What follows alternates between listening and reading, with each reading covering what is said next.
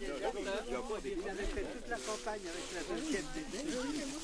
Il était chef de char dans la deuxième DB. Tous les gars étaient corrects, sauf lui. Alors, En principe, dehors, s'il fait très beau. Loulette, c'est-à-dire Louisette Aubin, c'est l'épouse de Bernard, le chef du maquis Bernard. Ah oui. Maquis d'Oury. On réfléchit toujours. Madame On avait en Côte d'Or aussi un maquis Bernard. Oui, je sais. Madame Oui, elle va arriver, mais il y a 20 voitures qui suivent. Oui, ça est arrivé. Ah, il est là, Jean. Le ménage a été fait ce matin. Hein? Le ménage est à la tête de nous. Mais attention, parce qu'ils prennent le Jean avait dit temps, qu'il c'est était les conneries. Il est là, il est vraiment joli. Les jeunes hommes. Il va bien. Oui, bien. Regarde un peu. Voilà. Ah, voilà une arrivée intéressante.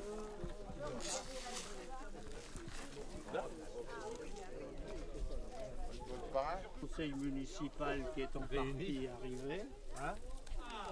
Il y en a beaucoup plus. Ça c'est gentil, le conseil municipal. Bonjour Marcel. Bonjour Michel. Salut Jean-Luc. Voilà, c'est bien. Alors Maurice Boutet, ancien déporté résistant, qui sera mon parrain. Alors ça c'est la municipalité de Saint-Martin-du-Puy. Ah oui. Ou sur Saint-Denis. Moi j'étais sur Montreuil et Colombes. Voilà, non, moi j'étais sur Stein, Aubervilliers, La Courneuve. À Aubervilliers, j'ai travaillé au Fourta, Aubervilliers, moi dans les années 30. On en parle souvent alors, hein. Je connais un petit peu tout le monde Roger, là, maintenant. il est mal. Ah mais là, ah oui, tiens, D'abord, il a souffre du de mal sa à prendre. solitude, et puis Beaucoup, oui. l'angier, les fatigues qu'il a eues aussi jouent énormément. C'est même C'est un étonnant, gars. vous savez, dans son Oui. état qu'il soit encore là. Hein. Oui, oui, c'est sûr. Moi, ça m'a toujours étonné. Mais enfin, il a l'esprit bien accroché. Il a surtout une mémoire formidable. Oui, oui, moi j'aime C'est bien surtout parce ça, qu'il oui. a des idées claires. C'est pas un. C'est surtout ça qu'il a une mémoire formidable. Vous connaissez Boutet? Boutet, Boutet. c'est un déporté également. Et qui était C'est résistant, de qui était nom, déporté, oui. c'est lui qui va être mon parrain.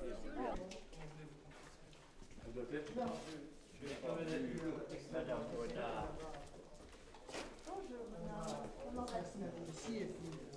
Bien, alors on a un étage. Maintenant, ça va pas. Alors, Jeannette, c'est la trésorière de notre association.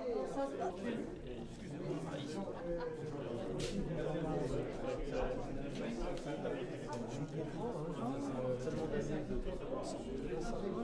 Il est parti en France pendant 5 mois à Paris. Qui donc? Je crois qu'il ne veut pas condamner sa couche.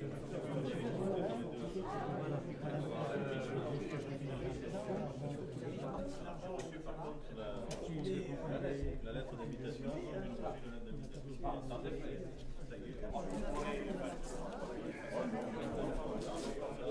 Qu'est-ce que je voulais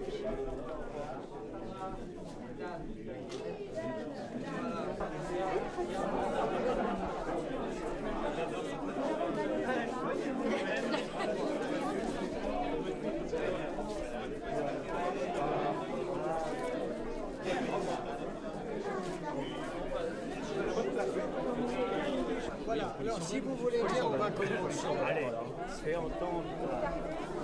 S'il vous plaît. S'il vous plaît. Alors, nous allons commencer.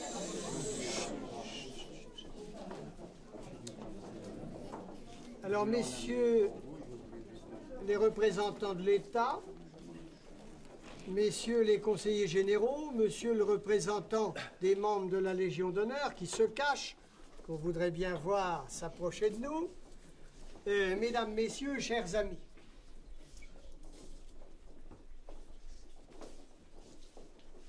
Je voudrais vous accueillir avec beaucoup d'émotion, mais encore beaucoup plus de plaisir aujourd'hui, et ceci au nom du président du Parc du Morvan, René-Pierre Signé, qui aujourd'hui est en convalescence et qui vous prie de l'excuser.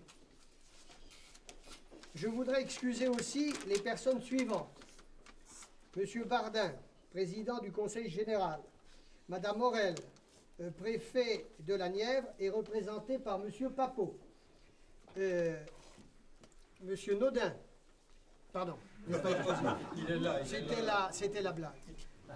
Madame Rignot, Madame Chagny et quelques autres de la Nièvre, Monsieur Felt, président de la FNACA, Monsieur et Madame Jacques Montpérus, ça n'est pas dans un ordre tout à fait protocolaire, mais c'est dans l'ordre où je l'ai reçu, Monsieur et Madame Leroy et Madame Hay, maire de Bazoches du Morvan. Je pense ne pas en avoir oublié. Si je l'ai fait, vous voudrez bien, comme à l'habitude, me pardonner.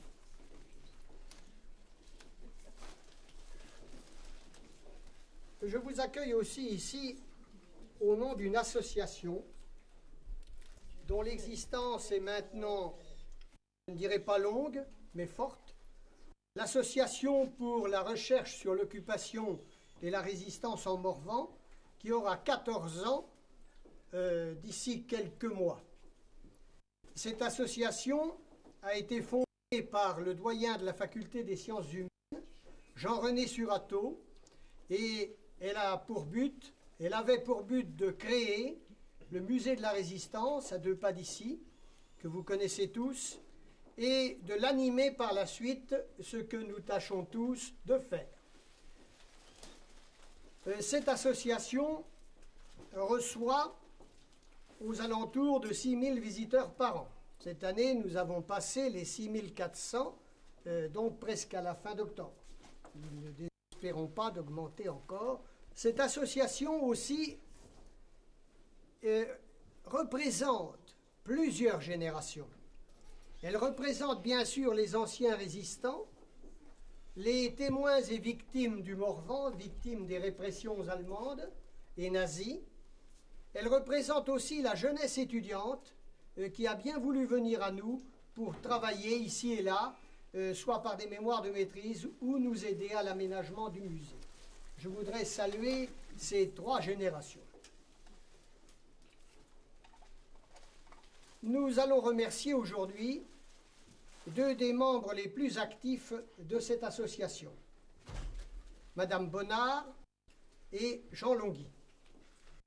Madame Bonnard, directrice de l'Office départemental des anciens combattants de la Nièvre et des victimes de guerre, j'allais oublier parce que c'est le titre exact, et Jean Longui, premier vice-président de notre association et une très haute figure de la résistance. Madame Bonnard, je voudrais vous dire combien nous vous sommes reconnaissants. Vous nous avez toujours aidés, soutenus, et en particulier lorsque notre association était dans le besoin.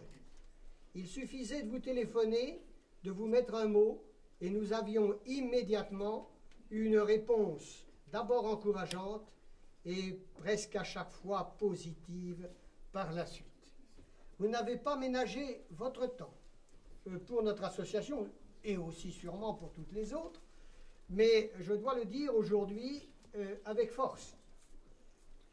Vous avez toujours été notre interprète, tant auprès du ministère des Anciens Combattants et du Conseil général de la Nièvre, qui nous ont aidés et que je remercie. Vous avez été notre interprète de grand talent. Je suis heureux que cette cérémonie se fasse ici pour vous et aussi pour Jean Longui, qui représente pour nous ce qu'est la résistance dans notre région. Jean, permets-moi de te dire 2 mots tout simples. Le premier, c'est que tu symbolises effectivement la résistance nivernaise dans ce qu'elle a de plus authentique et de plus efficace. Tu en as été le stratège, tu t'es révélé le stratège, contrairement à ce que certains disent parfois, mais je tiens à rétablir la vérité historique. Moi, je pense que l'aspect scientifique doit passer avant toutes les polémiques et tous les partis pris. Tu as été donc l'âme de cette résistance et surtout tu as cherché à épargner les vies humaines. Tu as montré que l'humanité d'un chef départemental, c'était aussi quelque chose qui comptait. Le second mot, permets-le-moi, sera un peu plus personnel. Peu après nos rencontres ici, voilà plus d'une quinzaine d'années, alors que nous accueillait à la Maison du Parc le président Paul Flandin, avec beaucoup de chaleur, à qui je demande toujours le meilleur des conseils. Merci Madame Bonnard, merci. Merci.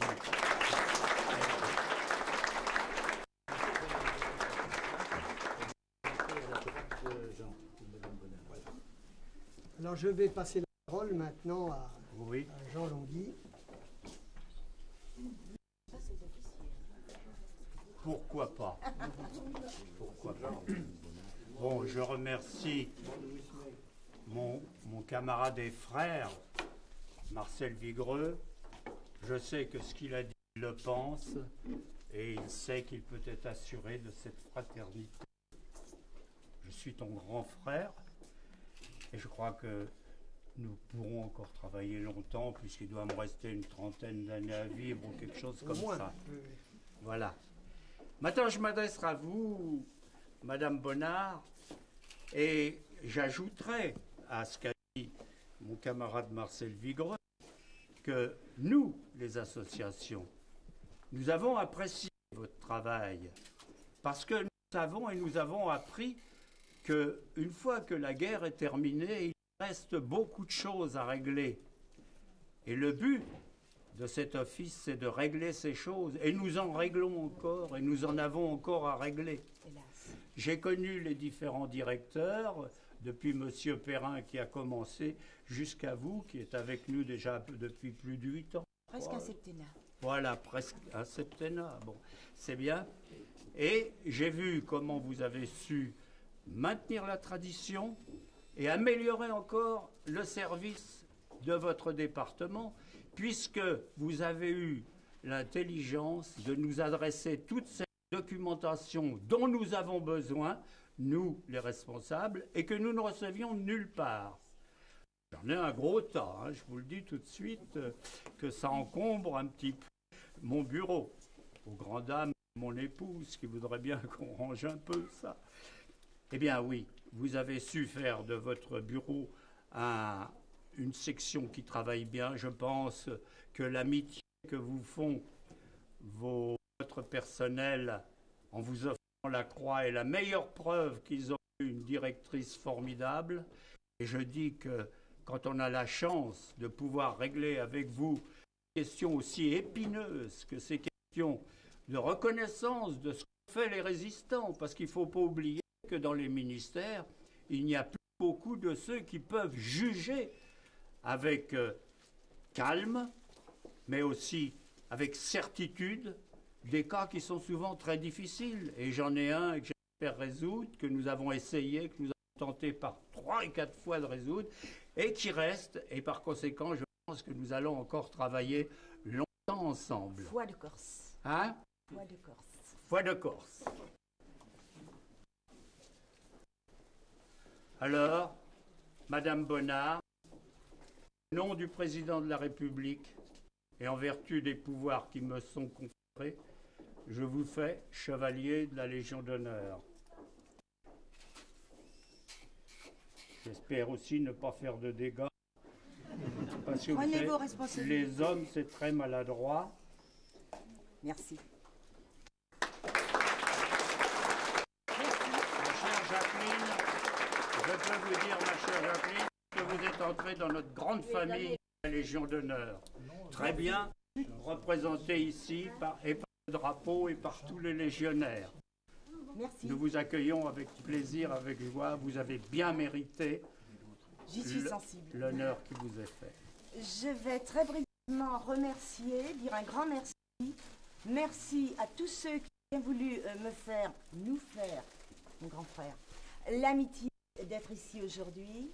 Je voulais dire un merci aux associations, à ma famille, au personnel de l'office qui, comme vous le soulignez tout à l'heure, a tenu à être ici, et j'y étais extrêmement sensible. C'est grâce à eux que le travail peut se faire. C'est la demoiselle en noir là-bas derrière qui vous envoie toute cette documentation à laquelle vous faisiez allusion. Alors j'ai toujours dit aux associations, si ça ne vous intéresse pas, il y a un caractère circulaire. Si ça vous intéresse, vous triez, vous prenez, vous gardez. Il est bien évident que, comme vous le disiez, les dossiers ne sont pas toujours faciles à traiter, surtout 50 ans ayant passé. Certains se traitent très facilement, presque même sans l'aide de leur récipiendaire. Il y a quelqu'un qui va se sentir visé par là. On nous dit, moi je veux surtout pas remplir de papier, la croix de carte du combattant, si je peux l'avoir, c'est bien, mais je remplirai aucun papier, j'ai tout perdu. Bon, on a réussi là à sortir le dossier. Tout avait été effectivement perdu, n'est-ce pas, Maubin? Je me sens plus visée. Ah bon. Par contre, il en reste d'autres à traiter et j'espère bien pouvoir les mener à bien pendant les 30 ou 40 ans qui me restent à occuper ce poste. Et Elle déborde. Hein. je dédierai une pensée à quelqu'un qui n'est plus là et auquel vous me permettrez de penser aussi. Oui, merci à c'est sûr. tous.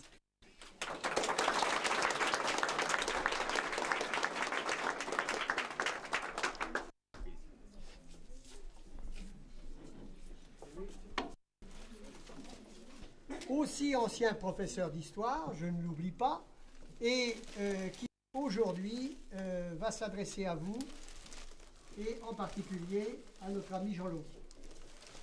Mesdames, Messieurs, je ne passerai pas derrière mon ami Marcel pour saluer les personnalités présentes. J'aurais peur d'en oublier et je crois que tu as très bien fait les choses. Je dois vous avouer, Mesdames et Messieurs, que lorsque mon ami Jean Longuy m'a téléphoné pour me demander d'être son parrain pour sa promotion dans l'ordre de la Légion d'honneur, j'étais un peu surpris. J'étais un peu surpris car je pense que compte tenu des titres tout à fait éminents que tu as acquis dans la résistance, tu aurais pu choisir un parrain prestigieux.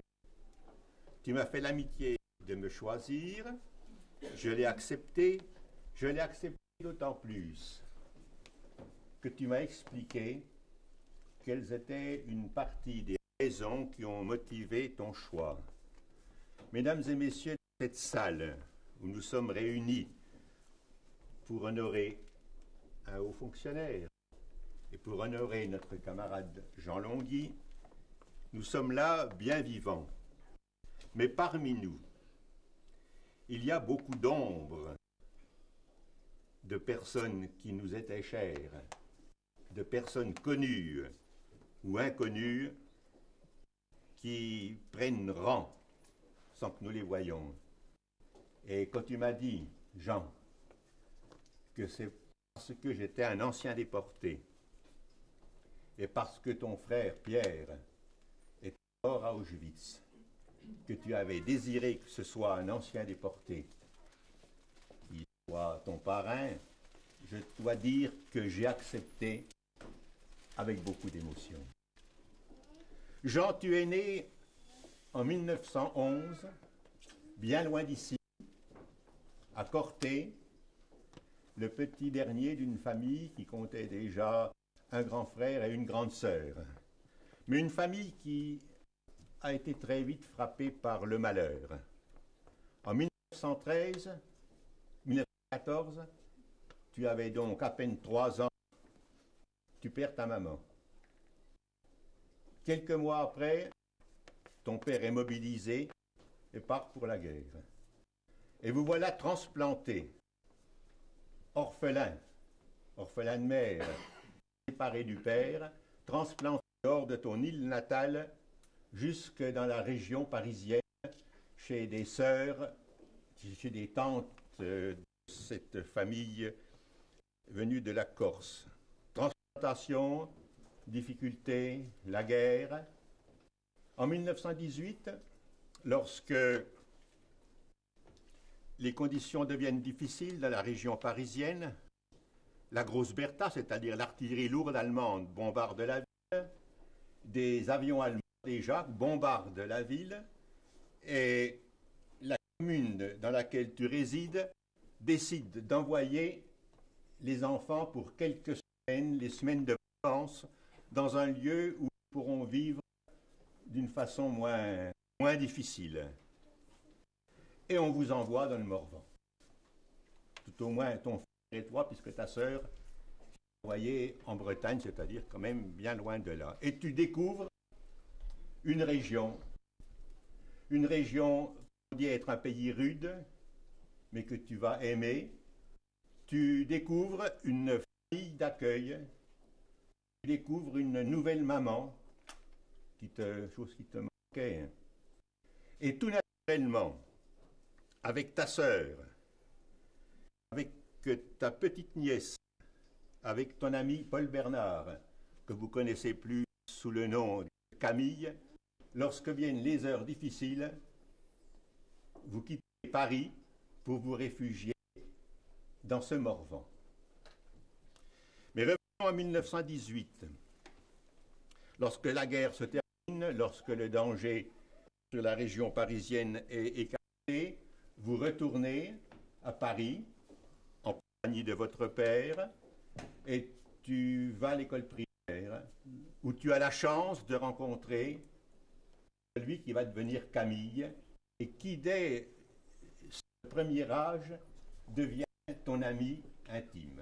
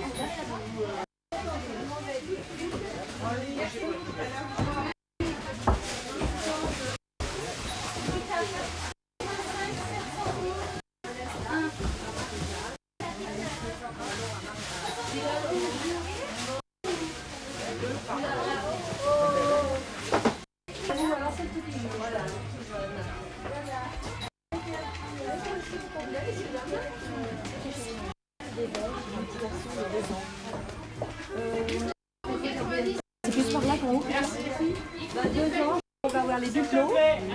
Pour 2 ans. On avait vu notamment un seul, ouais. Et un look. Je crois qu'il y avait un petit jeu avec des personnages qui roulent, qui descendent une petite maison, les petites voiturettes.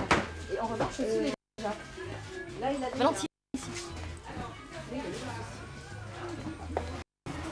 Là, ça va être un petit peu plus petit. C'est plus petit. On peut monter à l'étage, non? Je pense qu'on fera plus. Je vous donne un suivre. Bien sûr, merci. Encore. Allez, chérie. Allez, viens vite. Valentine, s'il te plaît.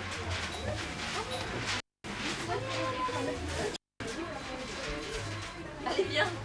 Allez, hop. Allez, viens. C'est vraiment mon délire aujourd'hui.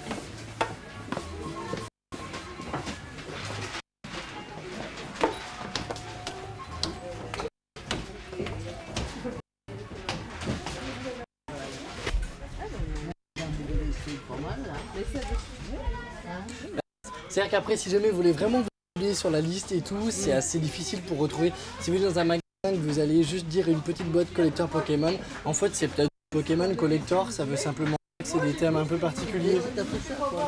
Ça peut être dans un esprit comme ça, mais après je peux pas vous dire ce que l'enfant a vu, boîte collector, c'est peut-être des petites figurines qui sont spécifiques à rechercher. Donc le bateau, c'est pareil, le bateau télécommandé, c'est un bateau télécommandé. Alors le Fontaine, c'est une marque, donc ça peut être du Nico, ça peut être une autre. Enfin, l'âge du bateau, c'est un âge pour l'enfant, donc. Ouais. C'est vrai qu'après, quand on vous met la télécommande Troen Xara, après ça c'est super difficile à retrouver quand on cherche un modèle en particulier. J'avais pas fait le petit chevalier comme ça, avec Armio. Bon, le petit pirate c'est un peu plus particulier. Dans le même thème, ça peut être sympa pour se mélanger avec. Ça fait une petite chose. Le Super 7 pirate, il peut être. Oui, mais regardez, c'est avec le château fort. C'est le petit, c'est pas le grand que vous avez, mais c'est bien dans le même thème parce que ça peut faire l'extérieur avec le canon, ça va bien avec. Ça. Et du coup, si vous voulez, je vous fais un avoir. Comme vous voulez, pas de soucis. Je vais. Là, tu vas avoir. Tu vois, ça va être.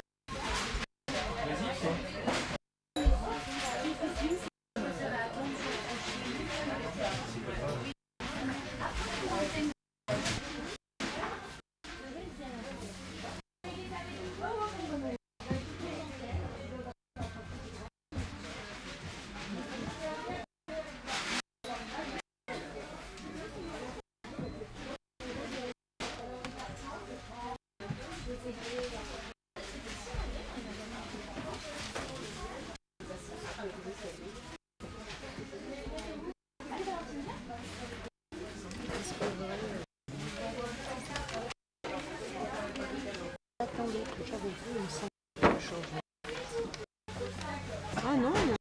Bon. L'année dernière, la liste était plus longue. On est ravis de leur dire cette année. Allez, on va faire ça. C'est le gâteau. Hop. Oui, moi. Ça, on descend pour faire la caisse. Hein. On va nous plier dans les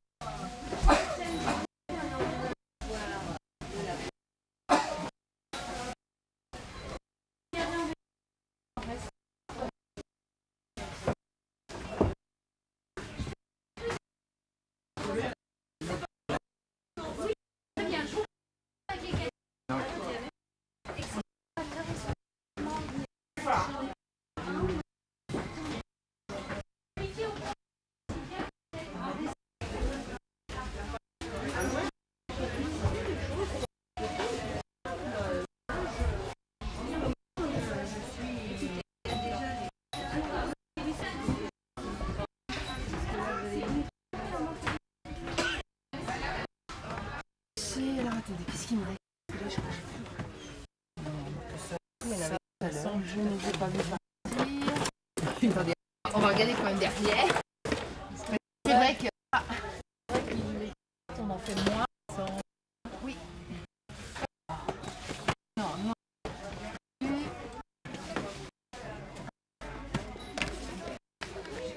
Tout à l'heure, a priori, c'est vrai que le temps qu'on est en. Nous descendons vers fille, on monte, on voit plus rien. Pas musique, là. Voilà, ben. Là, je vais regarder. Je pense qu'on va voir ça. C'est ce que je cherchais. En plus, je pourrais lui passer le set que les enfants avaient.